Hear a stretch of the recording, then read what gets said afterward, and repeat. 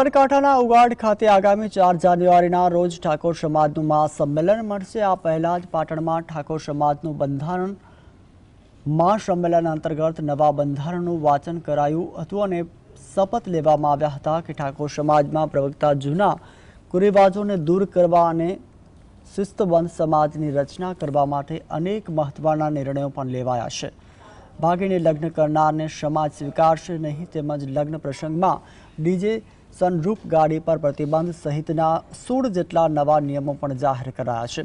સામાજિક એકતા માટે એક સમાજ એક રિવાજનું સૂત્ર અપનાવ્યું હતું અને આ સંમેલનમાં લગ્ન, સગાઈ અને મરણ પ્રસંગોમાં થતા બિનજરૂરી ખર્ચ ઘટાડવા માટે નવા સામાજિક બંધારણનું સાંસદ જ્ઞાનીબેન ઠાકોરે વાચન કર્યું હતું, તેમજ ઉપસ્થિતમાં આગેવાનો તેમના અમલીકરણ માટે પણ શપથ લીધા હતા।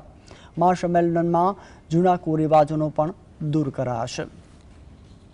समाज ओछा खर्चा करी लग्न प्रसंग हो तमाम प्रसंगों में और शिक्षण तरफ वधे।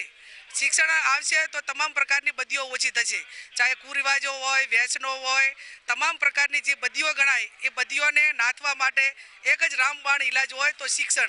अने शिक्षण क्यारे आवे के समाज समजणो थाय अने आर्थिक सद्धर थाय, नाना मोटा धंधा रोजगार करे अने बीजा बधानी मजबूरीमांथी निकळे એટલા માટે કરીને આ સમાજના સર્વપક્ષીય આમાં કોઈ પક્ષાપક્ષી કોઈની નથી। તમામ સમાજના જે આગેવાનો છે એ ઠાકોર સમાજના તમામ પક્ષના આગેવાનો એક મંચ ઉપર આવી અને આ સમાજને માર્ગદર્શન આપે।